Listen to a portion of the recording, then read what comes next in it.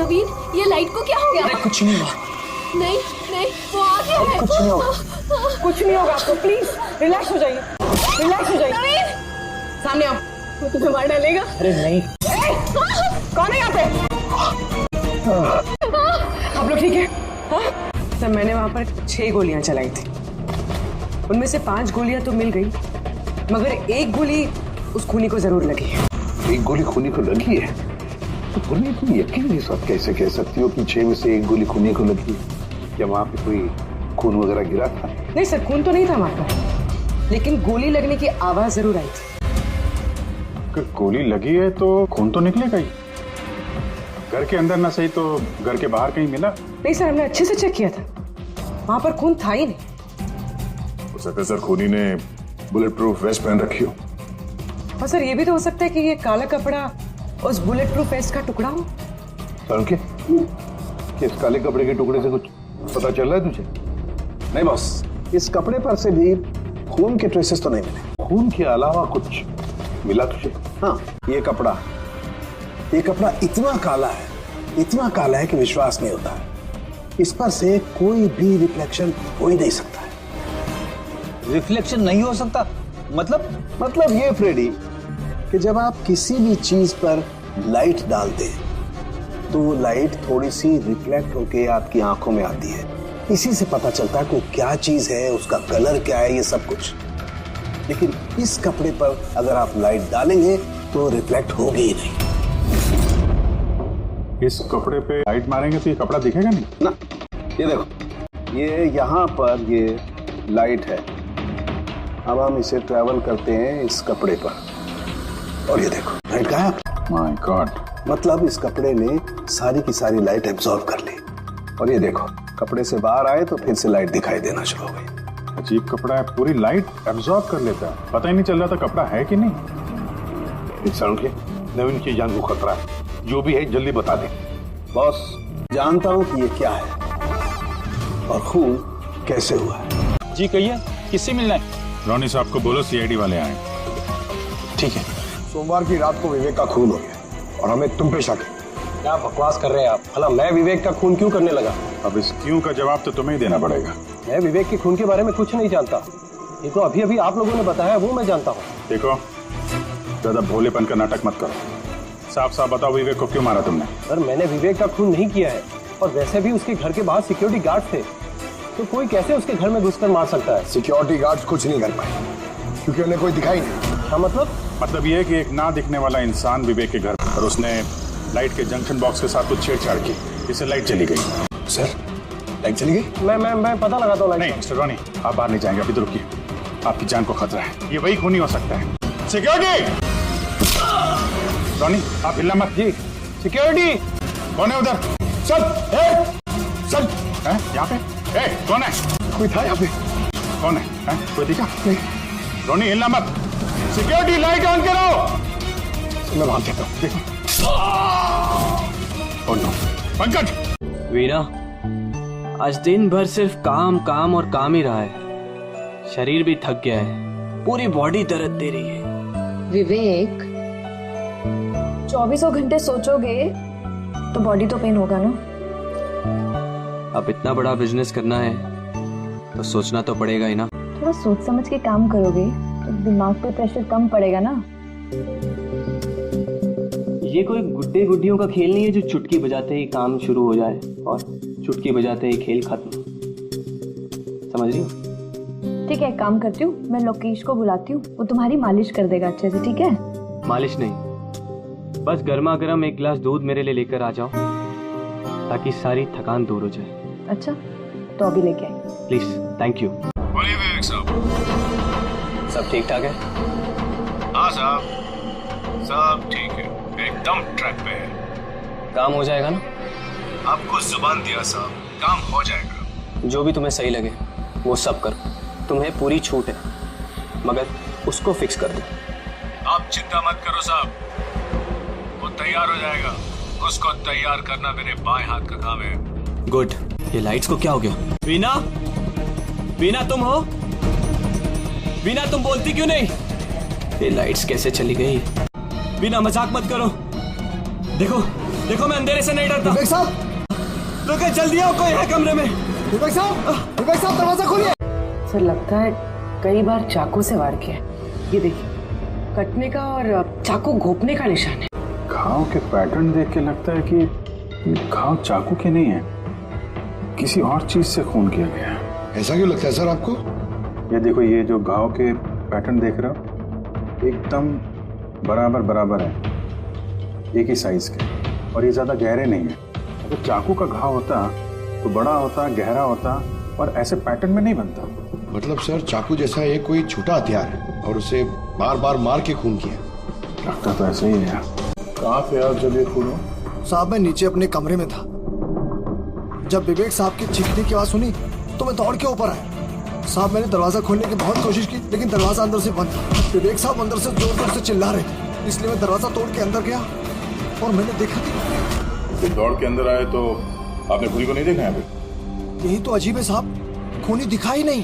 दरवाजा बंद था अंदर से? हाँ साहब। तुम अंदर आए तो यहाँ पे लाइट थी? साहब उस वक्त लाइट नहीं थी। जब मैं दरवाजा खोल के अंदर आया तो लाइट आ गई। कमाल है सर, ये कैसा खूनी है जो लाइट में भी नहीं दिखा? कहीं ये आत्मा। ये भी तो हो सकता है कि जब कमरे में अंधेरा था उसी वक्त खूनी दरवाजे से बाहर गया।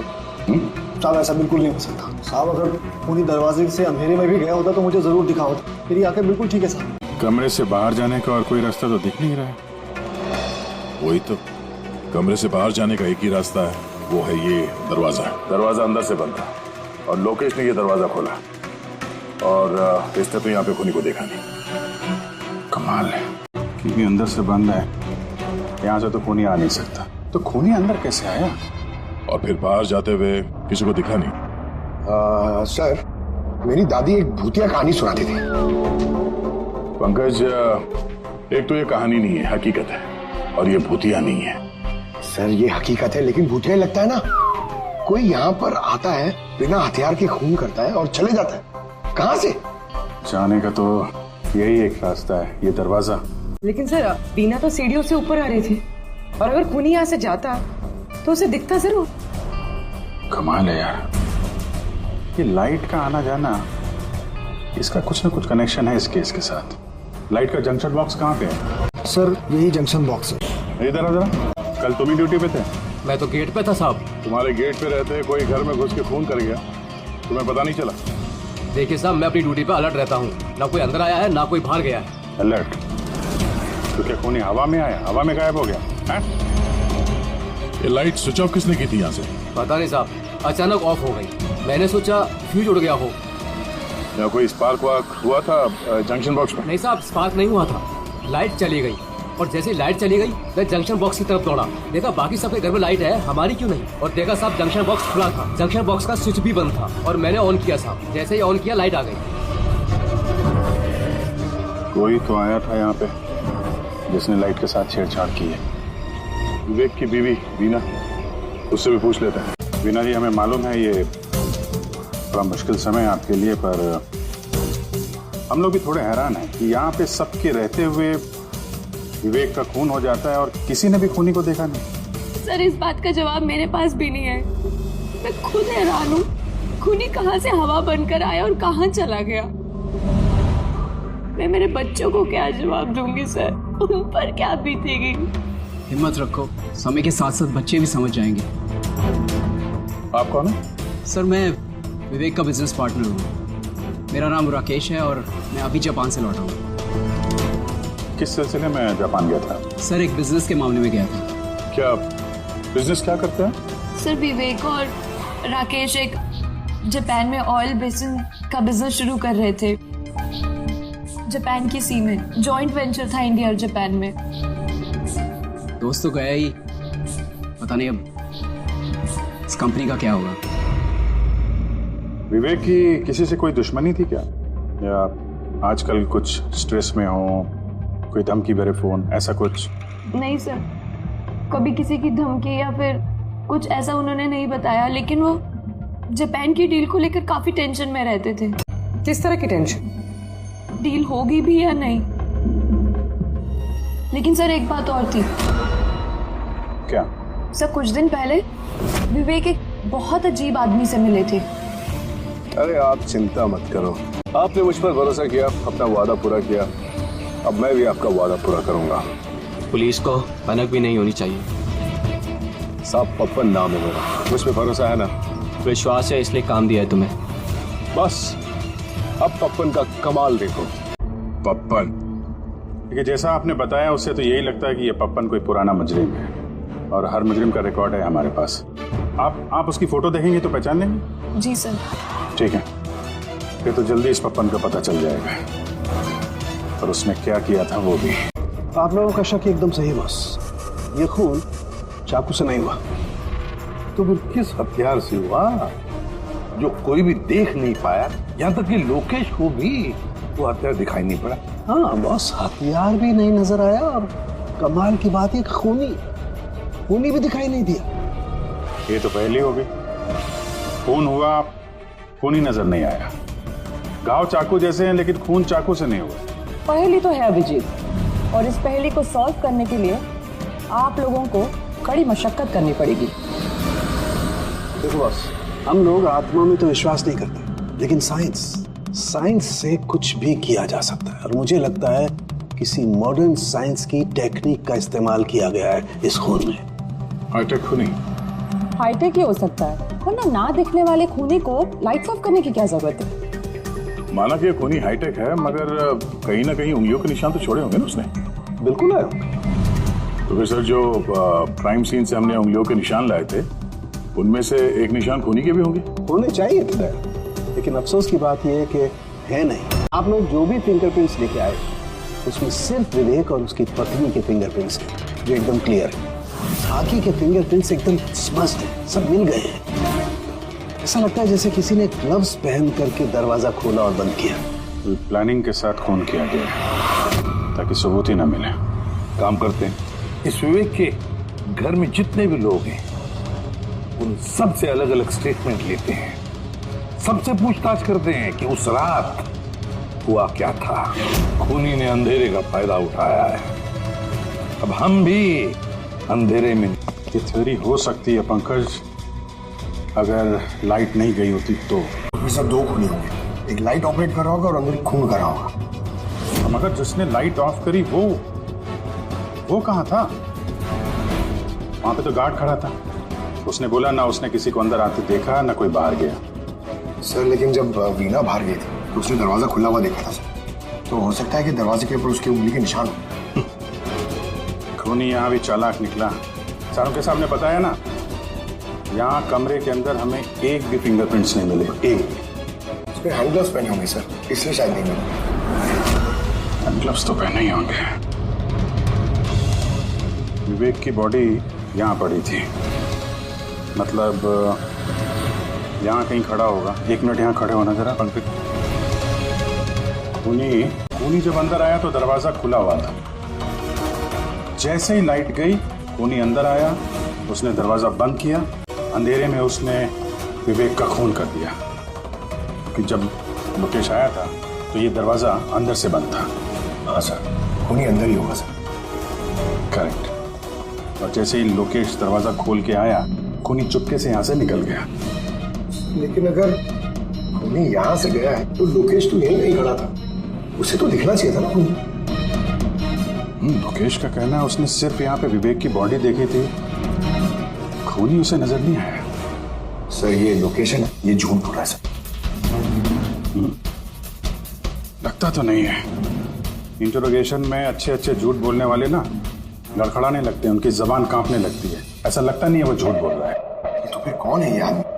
वीना ने उसे महसूस किया, लोकेश ने उसे महसूस किया, लेकिन देखा नहीं। सर मरने से पहले विवेक ने जिस नंबर पे फोन किया था वो नंबर 1 दिन पहले चोरी हो गया था और अब वो अनअवेलेबल आ रहा है। अनअवेलेबल है तो जरूर पप्पन का होगा, दया पप्पन का नंबर होगा।